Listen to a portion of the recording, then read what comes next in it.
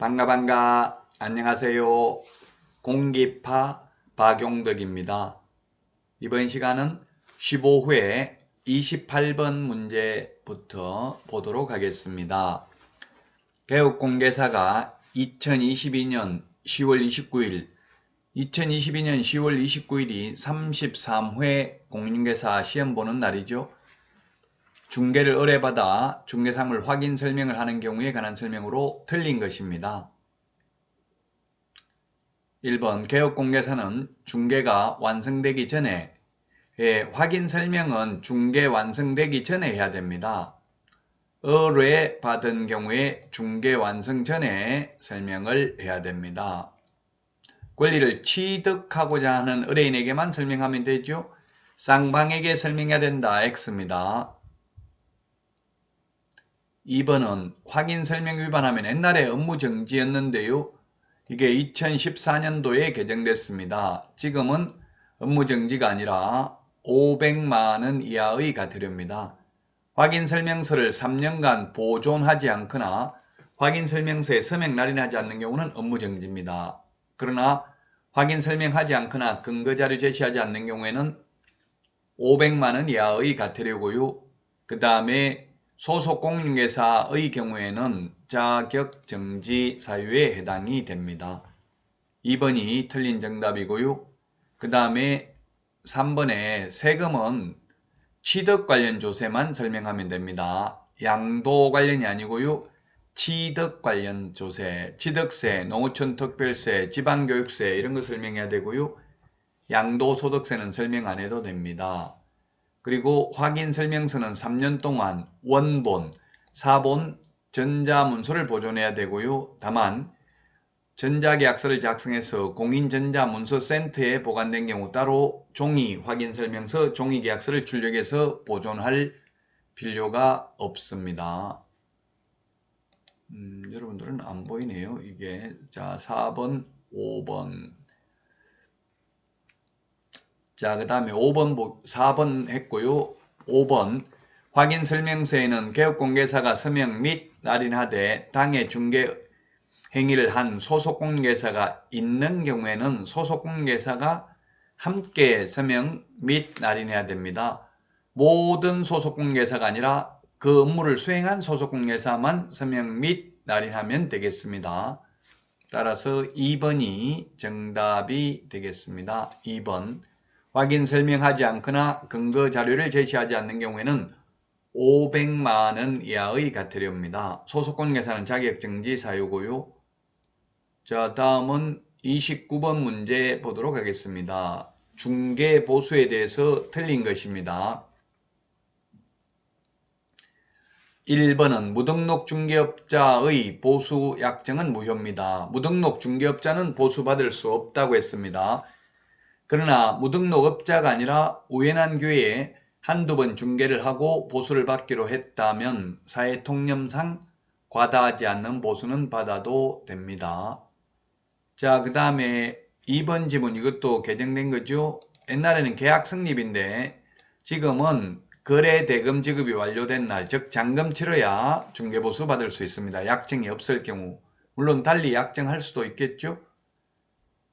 자, 그 다음에 주택 외의 중개보수는 국토부령으로 정하고요. 그 다음에 주택에 대한 보수는 국토교통부령이 정하는 범위 내에서 시도조례로 정합니다. 주택에 대한 보수는 중개의뢰인 쌍방으로부터 각각 받되 일방으로부터 받을 수 있는 한도는 매매의 경우에는 최대 거래금액의 1000분의 7, 임대차의 경우 1000분의 6이죠. 15억 이상인 경우 이게 2021년 10월 달에 개정됐습니다. 15회 문제지만 최근에 개정된 내용을 반영했다고요. 우리 중개보수 요율 이걸 다 암기하기는 좀 어렵고요. 최고 높은 요율만 기억하면 되겠습니다. 옛날에는 매매의 경우 1000분의 9, 임대차는 1000분의 8이었죠. 그런데 2021년 10월부터 이제 매매 15억 이상인 경우 최대 1000분의 7, 임대차의 경우 1000분의 6 범위 내에서 시도 조례로 정하도록 하고 있습니다. 자, 그 다음에 5번 지문. 중개대상물 소재지와 사무소 소재지가 다른 경우에는 중개대상물 소재지 관할 시도조례.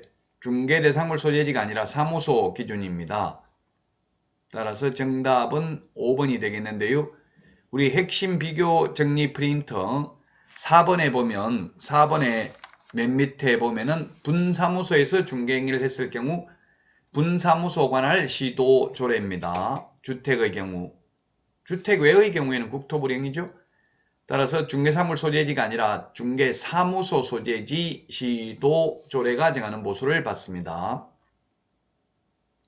사무소 기준이다. 따라서 5번이 정답이 되겠습니다. 사무소 관할 시도조례, 중개대상물 소재지가 아니고 만약에 중개사무소가 서울특별시 광진구에 있고요. 부동산이 경기도 군포시에 있으면 군포에 있는 아파트를 중개도 서울시 조례가 정하는 보수를 받는다고요. 사무소 기준입니다. 사무소가 서울시 광진구에 있으면.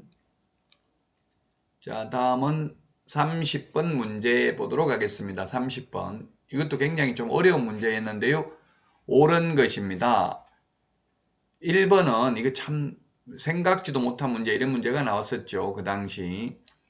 수도권이 아니라 수도권 과밀억제권 얘기입니다. 수도권 정비계획법에 보면 수도권이란 서울특별시, 경기도, 인천광역시를 수도권이라 하고요. 수도권 과밀억제권역은 서울특별시, 인천광역시 그리고 경기도 31개 시군 중에서 14개 시만 과밀억제권역입니다. 그 수도권 중에서도 경기도 중에서도 예를 들면 양평이라든지 가평, 청평 이런 데는 과밀억제권역은 아닙니다. 안산도 과밀억제권역 아니죠? 성장관리권역이죠? 안산이라든지 이런 곳은 예를 들면 오산시 이런 데는 평택시 이런 데는 수도권이지만 과밀억제권역이 아닙니다. 따라서 수도권이라고 해서 X입니다.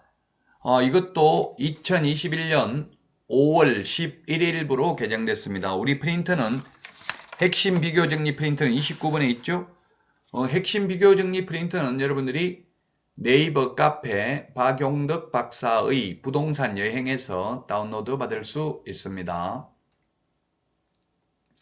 자, 그래서 2021년 5월 11일부로 개정이 됐는데요. 프린트 29번에 보면 서울의 경우 1억 5천만 원 이하인 경우 5천만 원, 과밀억제권역 세종, 용인, 화성, 김포의 경우 1억 3천만 원 이하인 경우 4,300만 원, 파주, 광주, 안산, 이천, 평택과 같은 평택 그리고 광역시의 경우 7천만 원 이하인 경우 2,300만 원, 기타 지역의 경우 6천만 원 이하인 경우 2천만 원까지 최우선 면제받는 것으로 2021년 5월 11일부로 개정됐습니다. 1번 지문은 수도권이 아니라 수도권 중 과밀억제권역입니다. 이렇게도 기출문제 출제되었습니다. 자, 그 다음에 2번 지문이 옳은 내용인데요. 2번이 최우선 면제 받으려고 실제 살지도 아니하고 주민등록 전입신고만 해놓은 경우 이런 경우는 최우선 면제 못 받는다는 이야기입니다. 쉽게 말하면 가짜 임차인은 최우선 면제 못 받는다. 자, 그 다음에 3번 지문입니다. 임차인이 주택의 인도와 주민등록을 마친 당일 또는 그 이전에 임대차 계약서의 확정일자를 먼저 받았다 하더라도 인도와 주민등록을 마친 날을 기준으로 우선 면제권이 발생하는 게 아니라 대항력이 전제되어야 합니다. 대항력은 이사하고 주민등록 전입신고한 다음날 생기죠. 인도가 이사합니다. 주민등록이 전입신고고요. 따라서 마친 날이 아니라 마친 다음날을 기준입니다. 이걸 앞으로 아마 제 생각에는 조금 이걸 법을 개정해야 될 것 같아요. 이러다 보니까 이사하는 날 주인이 은행에 융자를 받아버리면 건저당이 임차권보다 더 먼저 배당을 받아서 세입자가 피해보는 사례가 많죠. 그러나 지금 현행 법령은 우선 면제는 대항력에다가 확정일자를 받으면 확정일자 받은 당일인데 대항력이 이사하고 전입신고한 다음날 생기기 때문에 문제입니다. 마친 날이 아니라 마친 다음날 대항력이 생기므로 우선 면제 효력도 마친 다음날 발생합니다. 자, 그 다음에 4번 지문입니다. 저당권이 설정된 대지에 건물을 신축하고 그 건물의 소액 임차인이 대항 요건을 갖춘 경우에 대지에 관한 저당권의 실행으로 경매가 진행된 경우 소액 임차인의 환가 대금에 대하여 다른 권리자보다 우선하여 변제받을 수 있다 했는데 안 됩니다.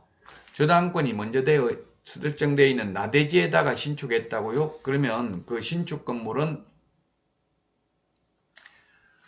다른 권리자보다 저당권자보다 우선 면제도 받을 수 없고요. 그리고 저당권보다 최우선 면제도 받을 수 없습니다.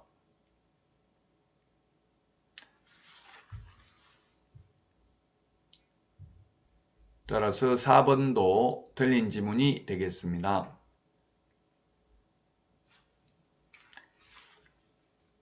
자, 그 다음에 5번입니다. 5번. 5번은 여러분들이 안 보이네요. 그러면은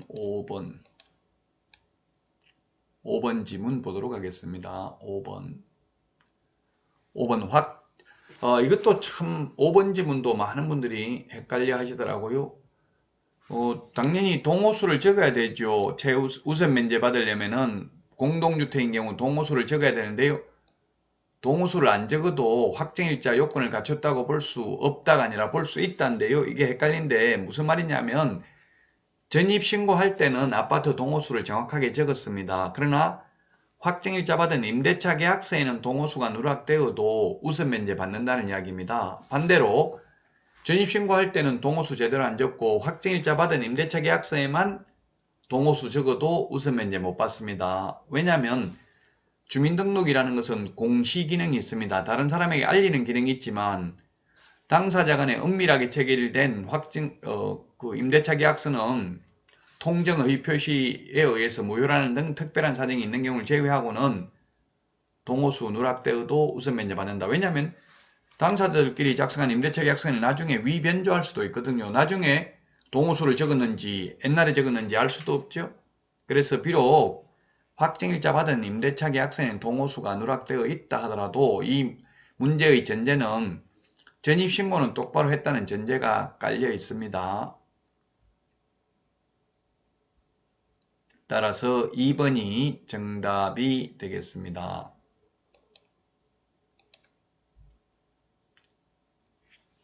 5번이 민법 시험에도 5번이 출제되었습니다. 확정일자 받은 임대차 계약서에는 동호수 누락되어도 전입신고만 똑바로 하면, 근데 문제의 전입신고는 똑바로 했다 이런 게 없기 때문에 좀 어렵죠? 이번 시간은 여기까지 하도록 하겠습니다. 다음 시간에 찾아뵙겠습니다. 안녕히 계십시오. 안녕.